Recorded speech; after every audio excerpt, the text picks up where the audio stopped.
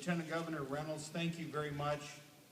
Principal Matt Smith, students from North High School, as well as teachers, it's great to be with you on this very historic occasion. I want to express my deep gratitude to everyone here who helped pass this transformational education reform bill. I wish to also thank everyone outside of North High School who were also instrumental in working with us to make this day possible. This was a long journey, but I think it will be well worth it. This includes, but is not limited to, members of the task forces that were established by the 2012 legislature and your work over the past year, which are the Administrator Evaluation Task Force, the Competency-Based Education Task Force, the Instruction Time Task Force, the Task Force on Early Childhood Assessment, and the Teaching Standards and Teacher Evaluation Task Force, as well as the one that Lieutenant Governor Reynolds mentioned, which was so instrumental, the Teacher Leadership and Compensation Task Force.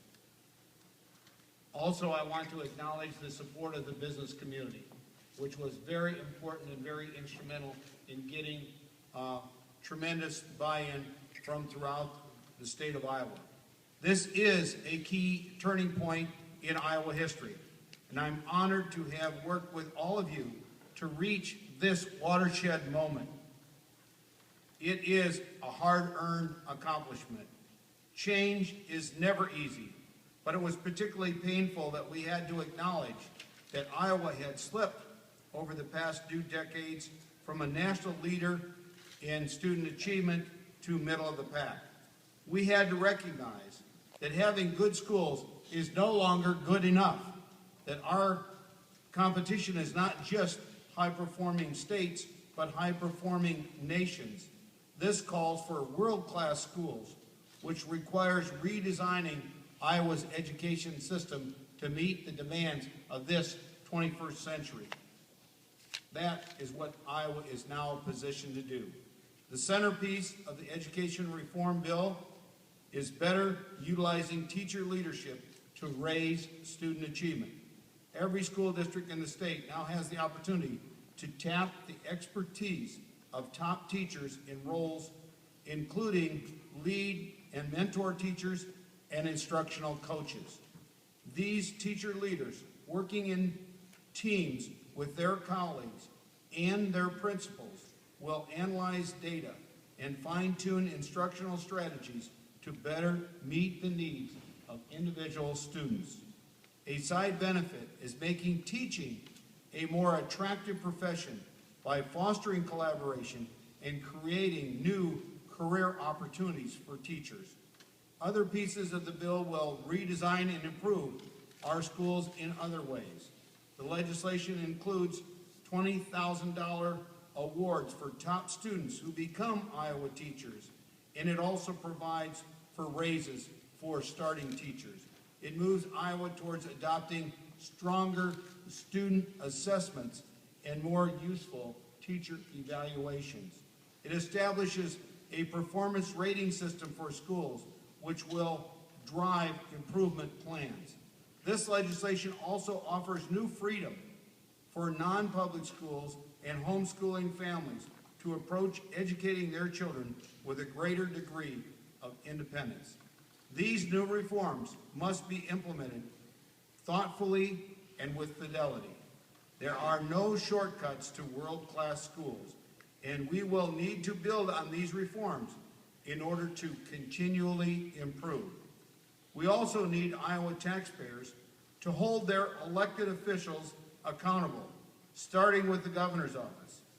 Accountability for making sure that their investment, their substantial investment in Iowa schools, pays off for their children and their grandchildren. We cannot afford to waste time or money. I want to close by noting that much outstanding work to raise student achievement already is taking place in Iowa schools. Lieutenant Governor Reynolds already mentioned the impressive academic improvement here at North High School. that has been made in recent years.